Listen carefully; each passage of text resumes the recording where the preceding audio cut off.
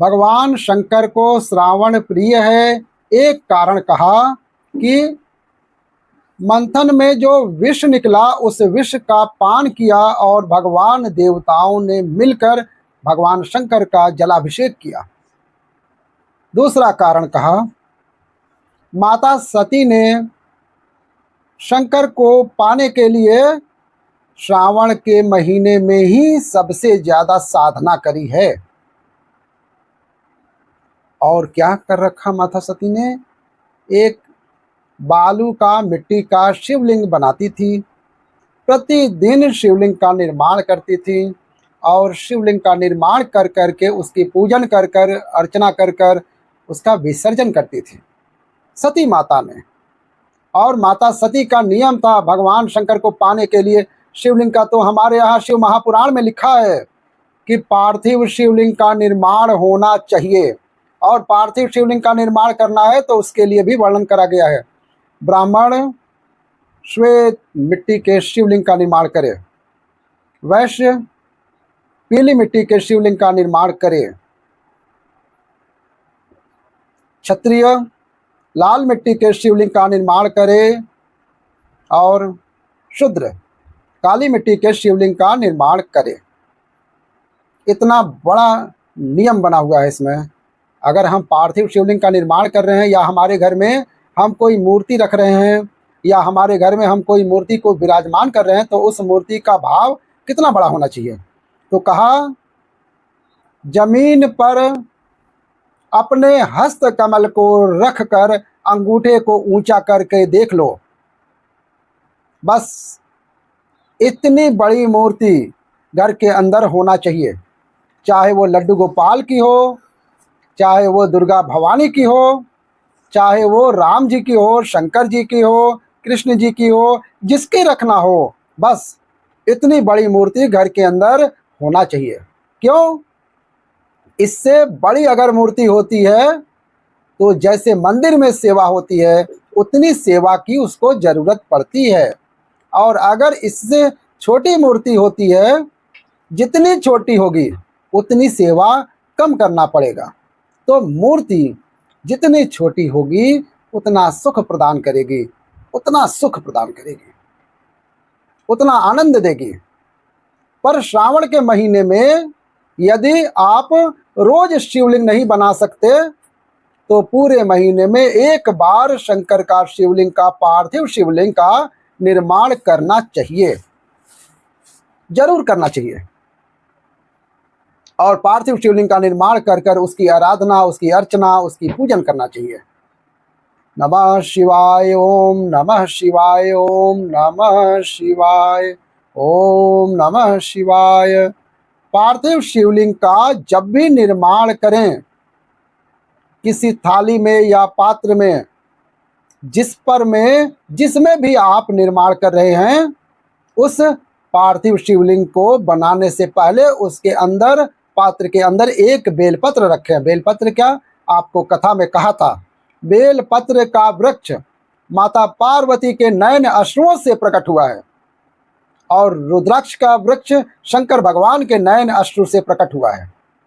तो बेलपत्र रखकर फिर उसके ऊपर शिवलिंग का निर्माण करें, फिर उसके ऊपर शिवलिंग को निर्माण करें। उसका लाभ आनंदित होगा, उसका सुख आनंदित होगा, वो आनंद फल देने वाला है। कई लोग सीधे थाली में शिवलिंग बना देते हैं। माता पार्वती के हस्त कमल पर शिवलिंग का निर्माण है महाराज, हस्त कमल पर, सुख देने वाला। तो भगवान शंकर के शिवलिंग का निर्माण करें। माता सती ने भी किया।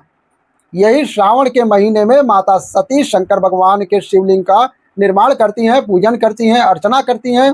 फिर शाम के समय उस शिवलिंग को मस्तक पर स्पर्श कर कर जलाशय में, कुंड में, जल में, बावड़ी में, कुएं में, तालाब में उसका विसर्जन करती हैं माँ। दूसरा कारण कहा, सती शंकर को इसी श्रावण में रिझाई थी, इसलिए शंकर को श्रावण अति प्रिय है। कि पहले आती है नवमी, फिर आएगी एकादशी, देवशयनी।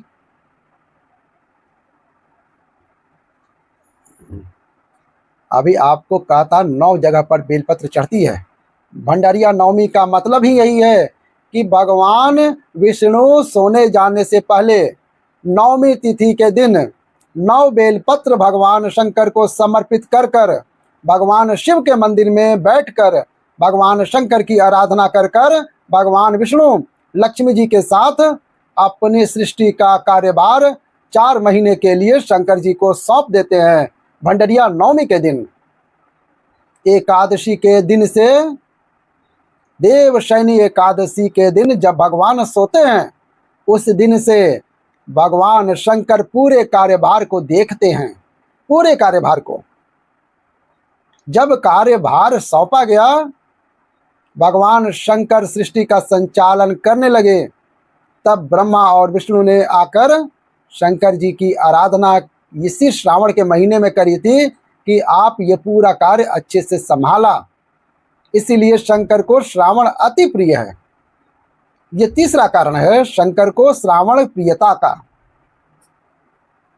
अब शिव महापुराण की कथा कह रही है कि शंकर को श्रावण प्रिय है। चौथा कारण वर्णन करा कि ये कारण भगवान शंकर की आराधना माता पार्वती ने बाल्यपन से करी, खूब करी, खूब दिल से करी। ये कहते हैं कि अगर 1 लाख बेलपत्र समर्पित कर रहे हो और तुम्हारे पास में अगर वो बेलपत्र नहीं है तो तुम 1 लाख मत चढ़ाओ। आप तो 1 बेलपत्र, परंतु वो बेलपत्र भी पूर्ण तरह से साफ, सुंदर, सुरक्षित, खंडित ना हो, वो मुझे समर्पित करो। 1 चावल का दाना चढ़ाओ पर वो खंडित ना हो। 1 फल चढ़ाओ वो खंडित ना हो। 1 पुष्प चढ़ाओ वो खंडित ना हो। शिव कहते हैं, मेरे हाथों से मेरा पुत्र खंडित हो गया था। उस दिन से मैंने वचन दिया है माता पार्वती को कि खंडित वस्तु स्वीकार नहीं करूंगा और न खंडित दूंगा। शायद इसीलिए ये चरित्र कहता है कि जिस नारी का गर्भ 2-3 महीना ठहरने के बाद में गर्भ गिर जाता हो, 4 महीना ठहरने के बाद गर्भ गिर जाता हो, गर्भ बच्चा पूर्ण नहीं होता हो, या बच्चा कहीं शरीर के अंदर डॉक्टर कह रहे हैं सोनोग्राफी में कि ये विकलांग है, बच्चे के पाँव में या मुख में या शरीर में पानी भर गया है, ये सुरक्षित नहीं होगा, ये बुद्धि से कमजोर होगा, ये बच्चा विकलांग होगा, तो उसी समय पर जैसे डॉक्टर ने कहा वैसे ही एक श्रीफल, वो श्रीफल खंडित नहीं होना चाहिए। उस श्रीफल पर जो नारी है, गर्भ से है, उस नारी का सिर से लेकर एड़ी तक लच्छा लच्छा मतलब मौली मतलब नाड़ा जो हाथ में बांधते हो कलावा, उसको नाप कर श्रीफल पर भगवान शंकर का नाम लेकर उस स्त्री का नाम और गोत्र बोलकर बांध कर भगवान शंकर के चरणों में ले जाकर रख दीजिए। वो बच्चे का पूरा शरीर पूर्ण हो जाएगा। फिर शंकर की, क्योंकि शिव ने माता पार्वती को वचन दिया था कि मैं खंडित नहीं दे सकता। सारे देवताओं के मंदिर में नारियल फूटता है, हनुमान जी के मंदिर में नारियल फूटता है, राम जी के मंदिर में नारियल फूटता है, देवी जी के मंदिर में नारियल फोड़ा जाता है, पर शंकर के मंदिर में नारियल नहीं फोड़ा जाता है। आखा दिया जाता है, पूर्ण दीजिए, बेलपत्र पूर्ण दीजिए, फल पूर्ण दीजिए, 1 चावल का दाना भी दे रहे हो तो पूर्ण दीजिए। एक और अच्छी बात ध्यान लगाकर सुनिएगा।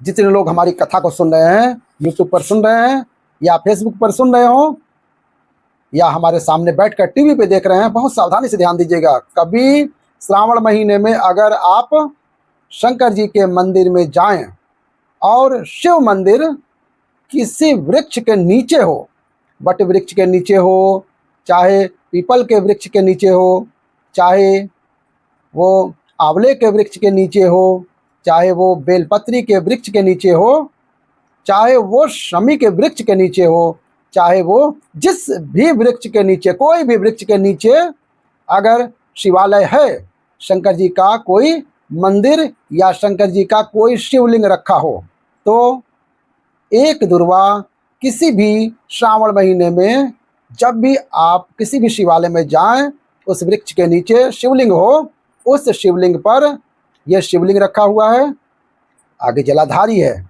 जलाधारी पर जहाँ शिवलिंग रखा हुआ है वहाँ कटी भाग है, कटी भाग माता पार्वती जी का हस्तकमल, उसके ऊपर रखा हुआ है शिवलिंग, सामने अशोक सुंदरी और भगवान शंकर के दोनों पुत्र गणेश कार्तिकेय, ऊपर से जल गिरता है, जया विषहरा शामली बारी दौतली देव, ये भगवान शंकर की 5 बेटियां हैं।